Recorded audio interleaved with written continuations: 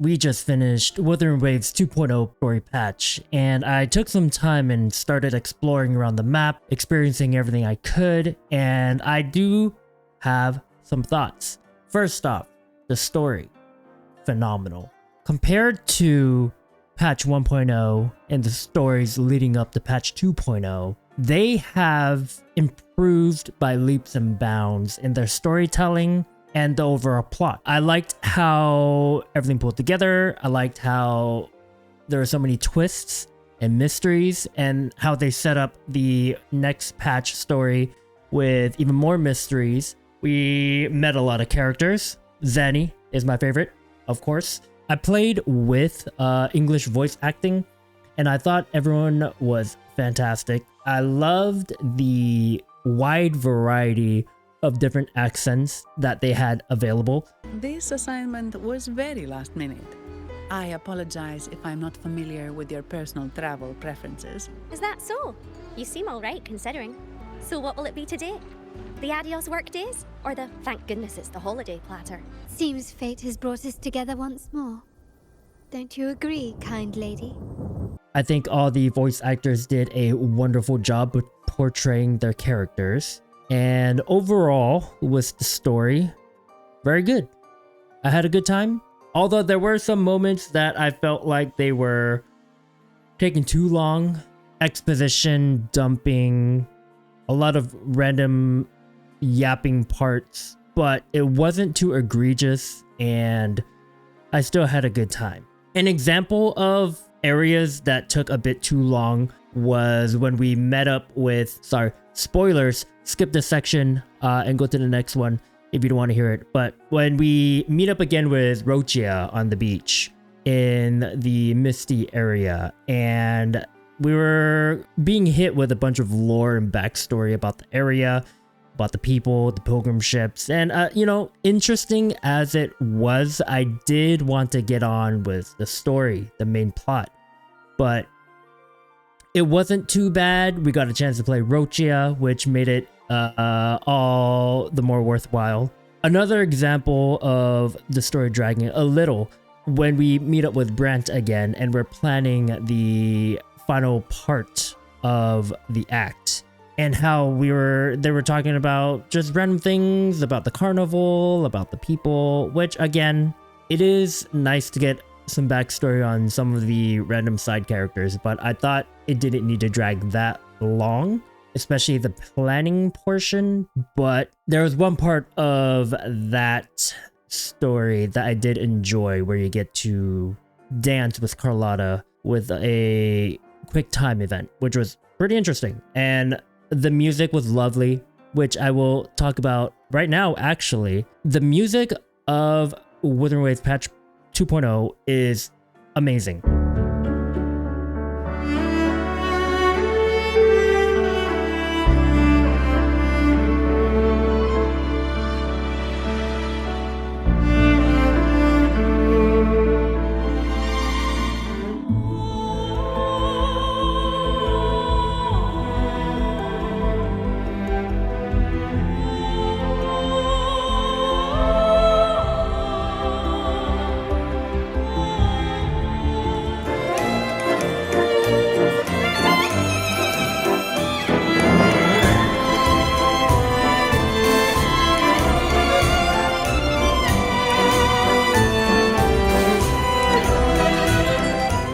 I loved every soundtrack that came on.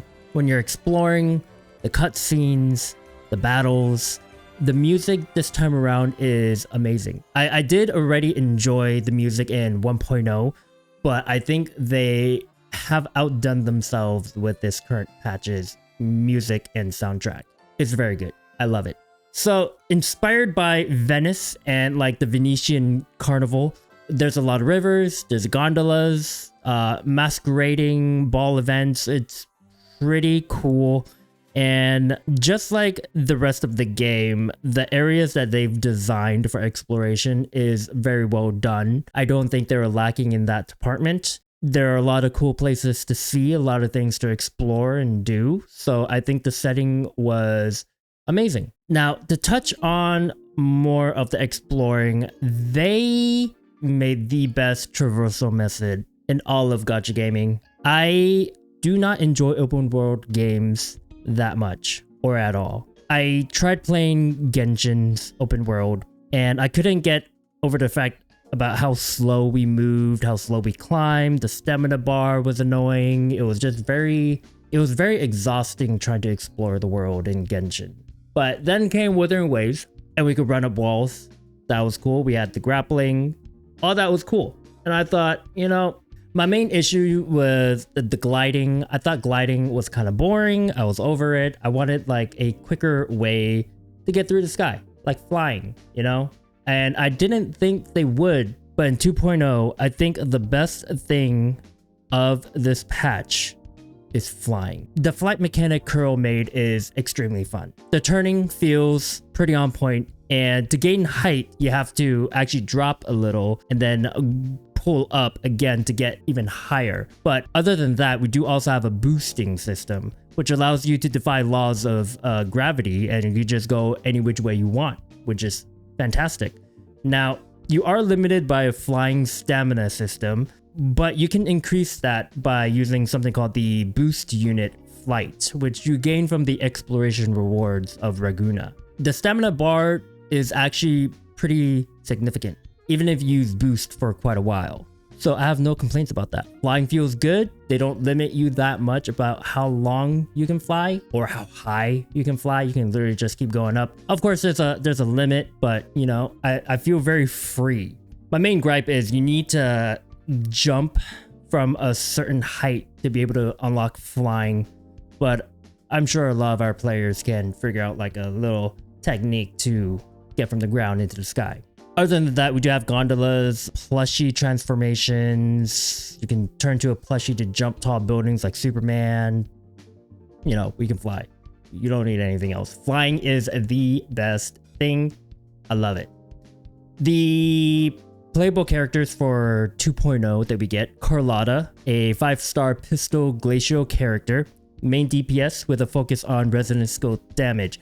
She is insanely fun to play. When I first got her and tried her out in the trial, I was so confused with her skill description. The amount of different names and titles of her skills all jumbling together, building 2 different meters, and you get like special bullets. It was insane. But I just looked at Pridewind and checked out their rotation, and it just made things so much easier, so fun. She's a great character. I originally got bored of Wuthering Waves because I got Yinlin, but I didn't really have anyone to play her with. So the gameplay just started getting stale and boring, but with Carlotta, really changed the game for me. Now, the next 5-star character that we will be getting a banner with is Rochia. She is a support character, granting havoc damage and basic attack damage amplification. She has a very interesting design. Now, with the limited amount of playtime we had with her in the campaign, I did find her kit very simple to execute, but pretty fun nonetheless. And I feel like her rotation will be pretty short, which is important for a support. I'm curious who a good havoc basic attack damage main DPS that would be a good partner for her. I don't know what element Brant is, so maybe he's Havoc and she'll be buffing him. That would make sense, right? Either way, I like her design. Her outfit is very cool. My main gripe is she runs and moves just like Encore. So it feels like she's just a reskin of Encore. And, you know, it's fine. So whatever. They focus on the attack animations. They can reuse the running animations. That, you know, I'm just being nitpicky here at this point. Now, bosses. Lorelei, holy damn, she is fine as hell.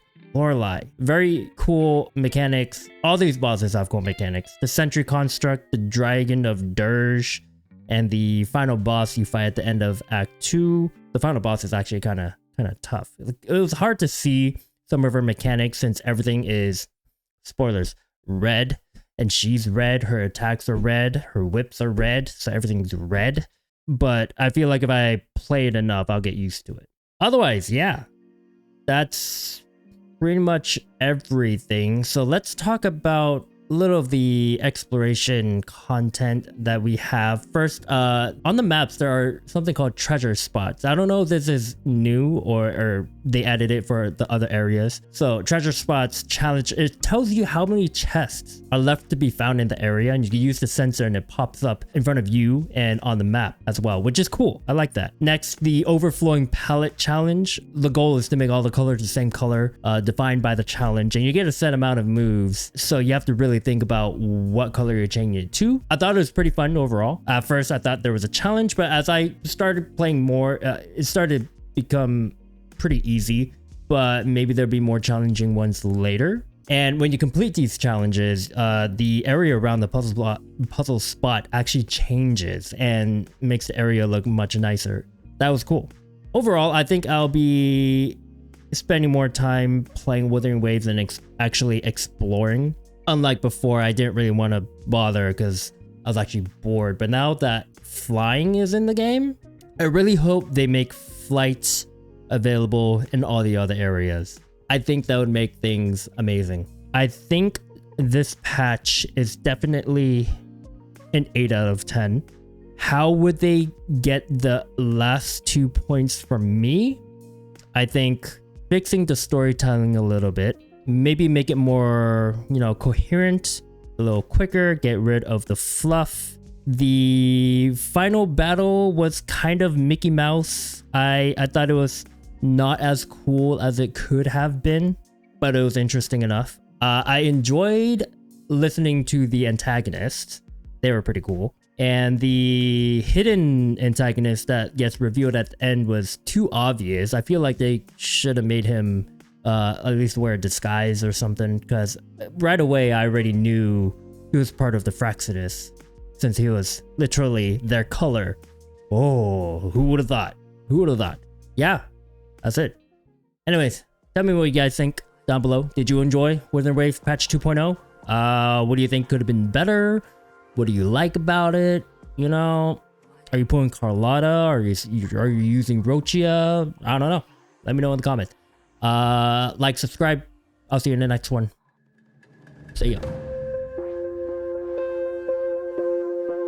ためになる